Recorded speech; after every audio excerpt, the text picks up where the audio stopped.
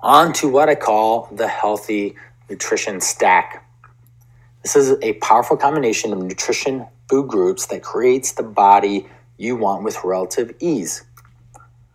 This is a list of 6 food groups to focus on and prioritize from most important to least important. I'll share with you what they are and why I put them on the list.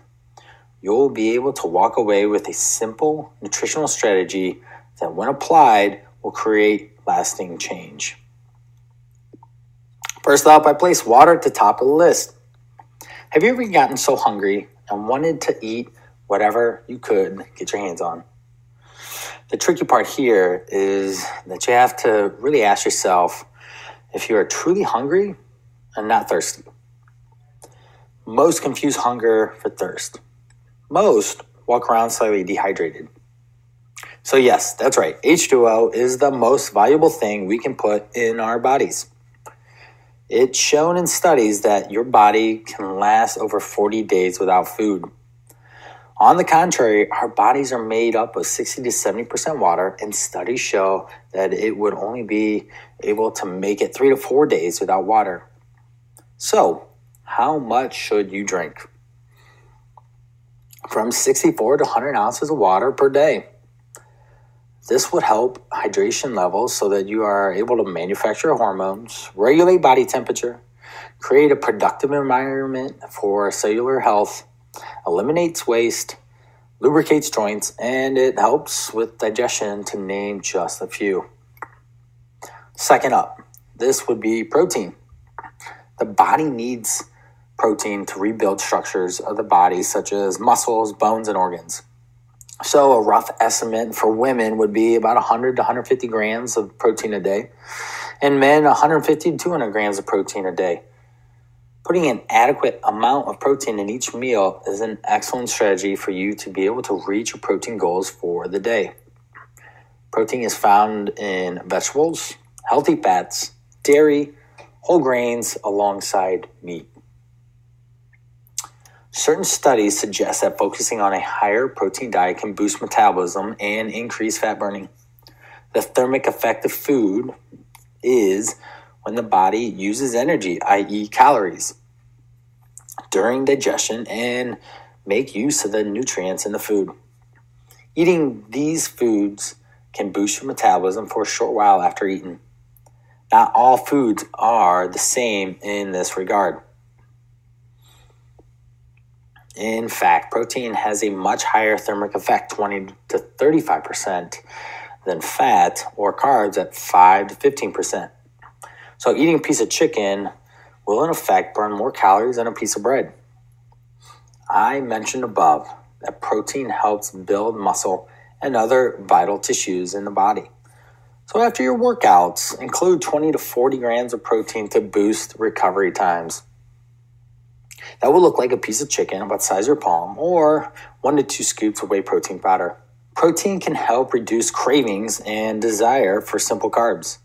And lastly, it doesn't affect blood sugar the way carbs do, so you are able to maintain blood sugar levels when eating protein. This helps burn body fat too. Third is the importance of fiber. Have you ever eaten a meal and are left hungry? So hungry it leaves you scavenging your fridge for more food? Well, chances are that you aren't getting enough fiber inside your diet. As with protein, fiber is filling, which will help curb hunger and cravings. Nobody's really interested in eating when they are feeling full, so adding fiber can be a valuable strategy for you to do with each meal. Fiber helps with digestion, helps with losing and maintaining weight, reduces risk of diabetes and heart disease, helps with improving healthy gut bacteria.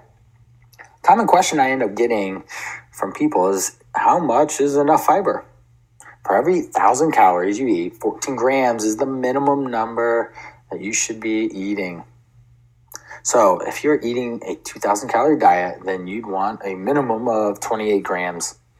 Certain studies have shown that people have had tremendous success with just focusing on their fiber intake alone. Of course, we want to have a balanced meal along with exercise. Number 4 is to have a moderate amount of carbs each day. I'm referring to starchy carbs such as whole grains and rooted vegetables. Have you ever gotten so busy at work that you've forgotten to eat and end up ravenous by the time you end up getting a moment's rest? From that point on, you ended up eating whatever you could get your hands on, regardless of its nutritional quality. One common fault for most is that they let their blood sugar dip too low because they went too long without food. Most people definitely go to the carbs first, and it's so easy to overeat them. It's the most accessible and cheapest type of food to come across. Companies heavily promote carb-heavy food products, or like sugar-heavy carb food products. The thing about carbs is that they can have direct effect on your body fat levels, more so than any other macronutrient like proteins and fat. Excuse me while I get a bit sciencey right now.